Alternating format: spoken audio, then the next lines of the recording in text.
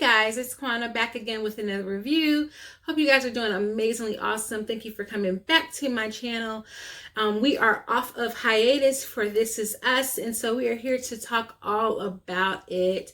I have a lot of thoughts, and today I have probably my first true review of the show for a while because I've had some time to reflect on what we've gotten so far this season, so I want to share those thoughts with you guys. But before we do that, do me a favor and hit the subscribe button and the bell notification so that you can get my weekly This Is Us drops. I'm going to start dropping these every Tuesday night. So hopefully you will join me after watching the show to get some thoughts about what happened. But let's talk about tonight's show. So we pick up where we left off, and to recap where we left off, Randall, unfortunately, due to Malik's error, ended up getting scantily clad in front of millions of viewers as he was taping his debrief for his constituency, and it went viral. But luckily for him, it landed in the hands of Hai, who was a man and is a man and was a former love interest of Randall's mother, Laurel.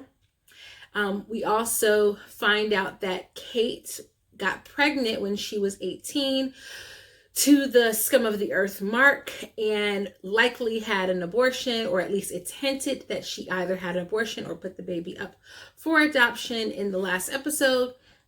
And then we also see Kevin and Madison struggling to figure out the nature of their relationship. And so that's where this episode picks up.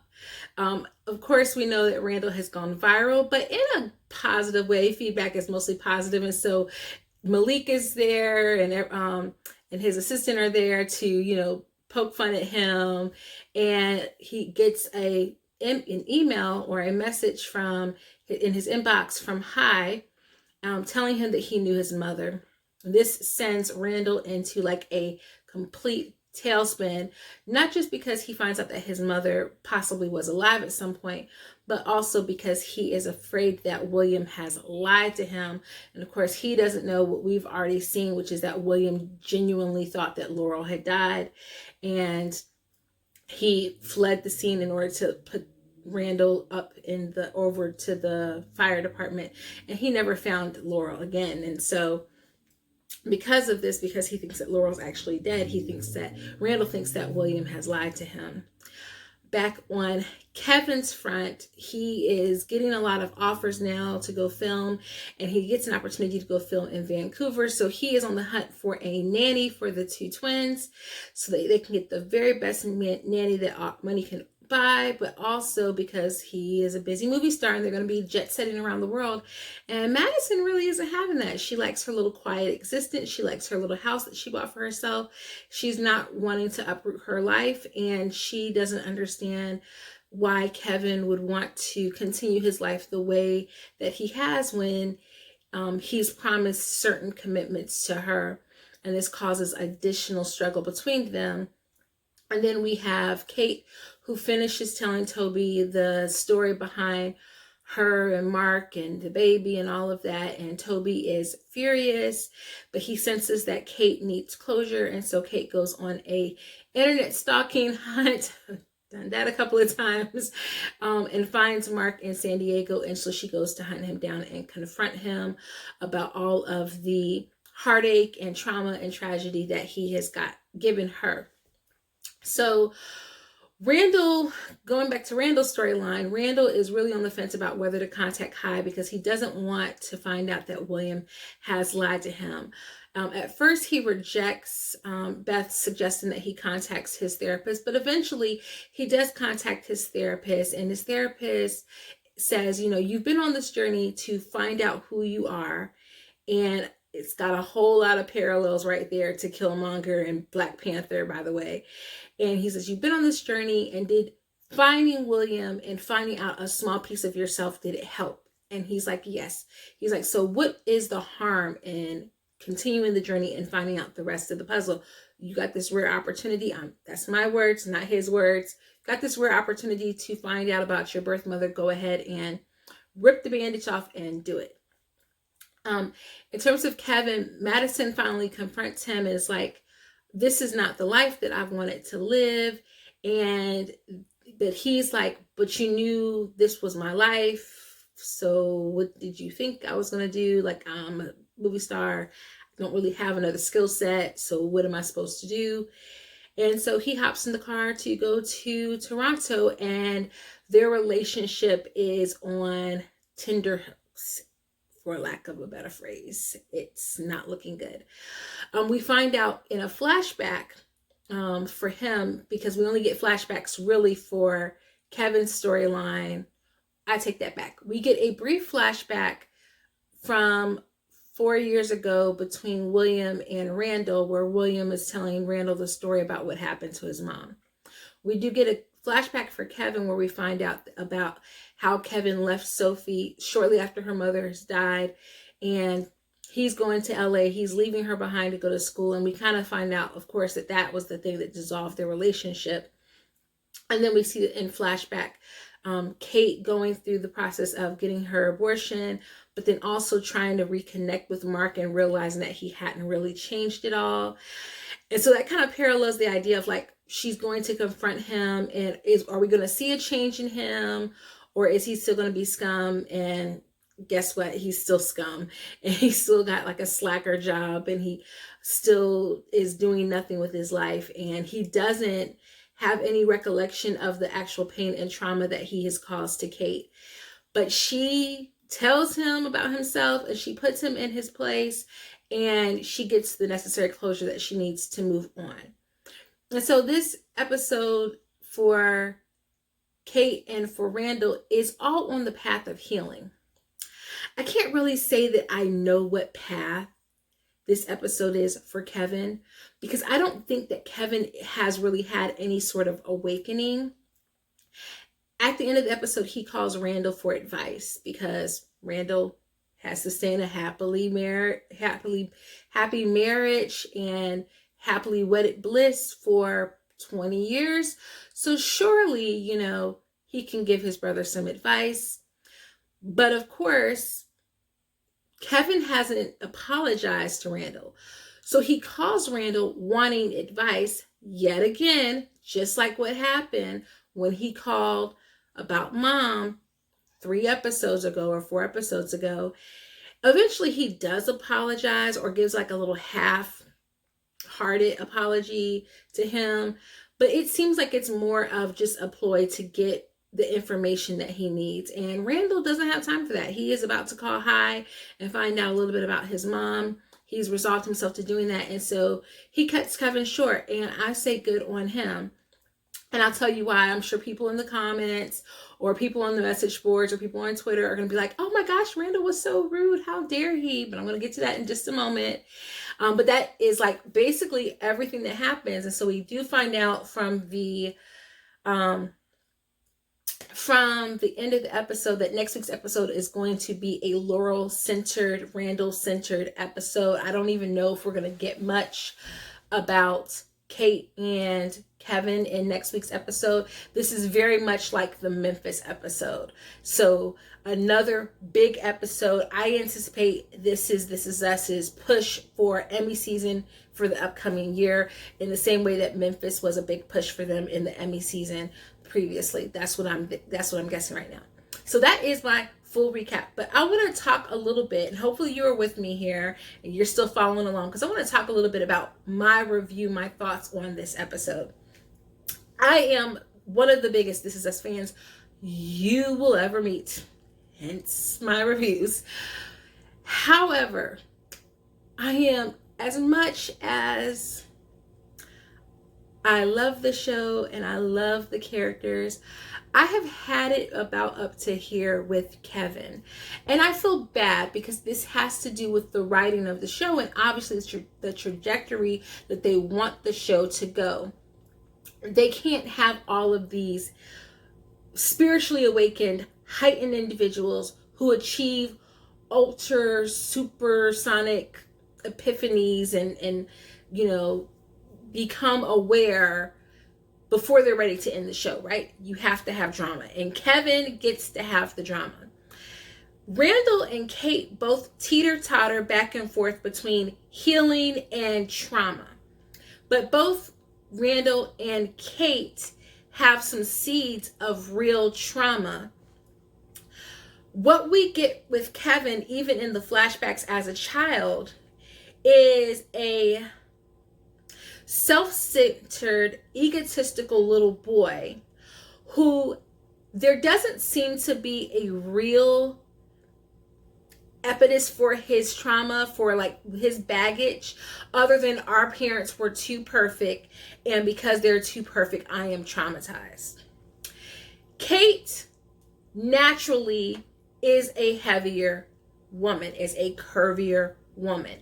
As a girl, she has a relationship with food fostered from her father where food equals healing for her through him.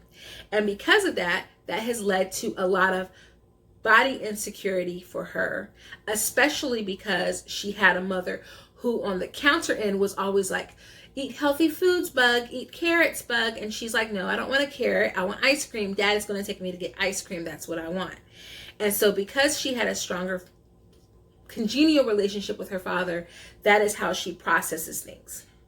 So there's a little bit of a script there.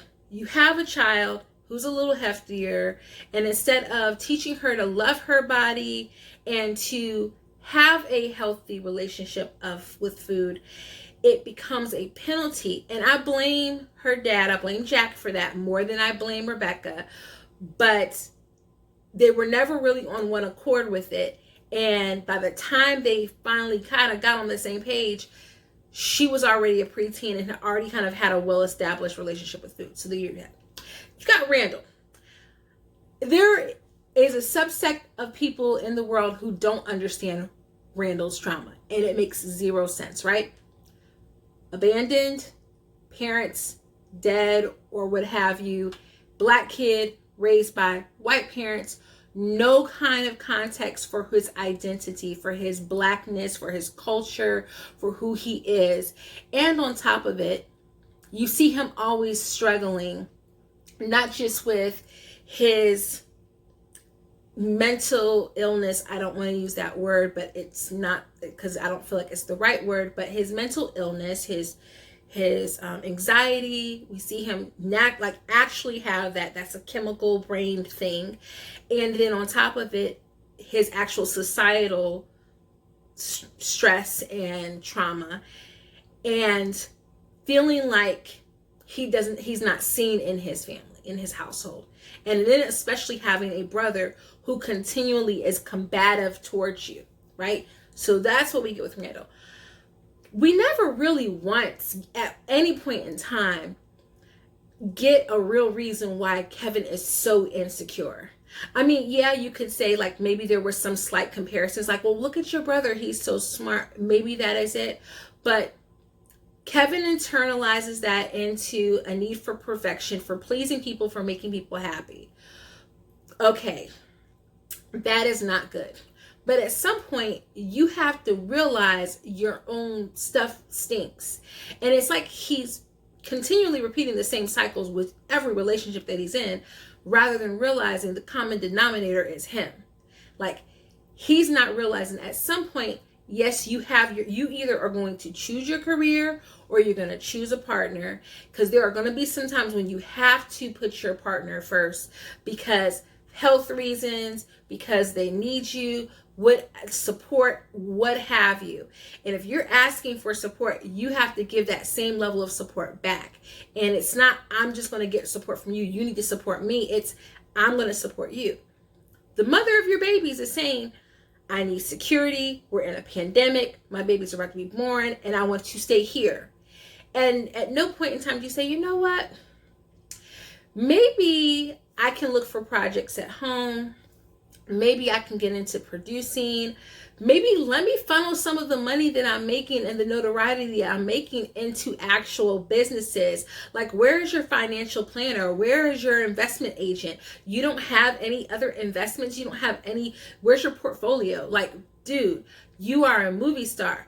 You're not a guy who this is the only job you're able to find and you have to drive an hour every day to work, or 2 hours every day to work, and you're grinding out, working 30, like that's not your thing. You have money, make some smart decisions. And then on top of it, you call your brother, who you told him the worst thing that ever happened to you was the day he was adopted into your family. And your apology to him is secondary to you wanting advice for your own problems. How much more self-centered can you be? And so I say to all of the Kevin stans, while I love Kevin, I need y'all to calm down and back down a little bit off of Randall. Okay? Randall is justified. So he was completely justified with saying, you know what, Kevin? This is all very interesting, but I have an important phone call to make, and I will call you later, okay? Kevin is going to have to man up and grow up and figure it out. Go hire a shrink and continue the process of getting healing so you can make better decisions. That's what your brother is doing, and you have probably way more money than him, so figure it out. I just love the energy of Randall being like, you know what? I can't fix y'all's problems. I love y'all. Because sometimes, remove race for just a second. I know I'm asking you to do a lot. Don't you have family that tries your patience and makes you feel like this again? We got to go through this again. I'm tired of helping you. So I'm tired of helping. So that's where I think this show is. I am interested in finding out why Laurel never tried to find Randall, why she was unable to find Randall. But I'm getting to the point now where, as much as I love this show, I'm kind of ready for it to wind down. That's going to be probably the most controversial thing I ever see on this channel. I'm kind of ready for it to wind down. And here's why. So Kate has now gotten healing with her situation from Mark. And so other than trying to adopt this baby, which I don't know where that is in the game plan for this season, if we're going to see that. Now, what do they do with her? Other than, at some point they've got to tell us what happened to her. Like why she's not in any of the flash forwards. Like, is she dead or what is going on? Correction. We know she's not dead. Well, we don't know she's not dead. We know that they said there's a statement that Toby mixes they are on the way, and we don't know who they is. And we know Jack is there. We think it might be Kate, but we're not sure, right? We're assuming that it's Kate. All right, so we don't know why she's not there, why she's not with Toby, are they broken up, what is going on, right? So they got to do something with Kate, because otherwise her storyline is going to get really boring really fast, because I'm already over with the whole Mark thing. She's gotten her restitution. So really there's not another reason to bring Mark up. At this point now, if they bring Mark up again, now that she's gotten her healing moment, I'm going to be side-eyeing them and saying, y'all just didn't know what to do with sis. I'm going to need y'all to give her an actual storyline. They've not done anything with Toby, with Miguel, with Beth this season, and that is to the detriment of the show. Those are great characters. They're great people. You gave them they had great moments earlier in the show in the first few seasons, and we've not gotten any seeds or inklings of us getting any continuation of their characters and their personalities. And so now they're completely flat. Where there's only 6 adults .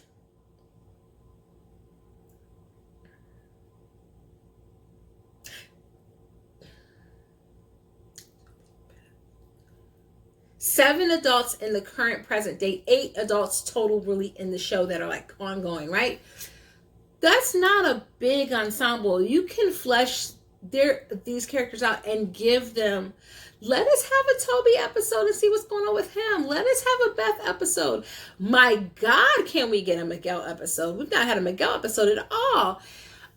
So you're not doing anything with them, and that is infuriating. And then finally, once Randall gets this, I believe he will really kind of have his closure. And at that point, while not to say he won't still have things to suss out, where do they go? At the point where he finds out why his mom couldn't, the only thing they could do with Randall giving him siblings. And then that would be kind of interesting to have him reconnect with his family. Kevin, they're going to have to do something with Kevin. They're going to have to do something, like grow Kevin, start growing him toward an arc. And honestly, I hate to say it, but maybe they should end after this season, because I don't see the purpose. And I love, that pains me to say, because Susan Kelechi Watson and Sterling K. Brown are my reason. They are just everything. But I just don't see, I feel like the writers are struggling with developing the content of the show. And, you know, you've got Mandy who's pregnant. It's just a lot. It's just a pandemic. It's just a lot. I see them kind of floundering. And so I don't want them to continue to create drama for the sake of creating drama, when before there was mystery.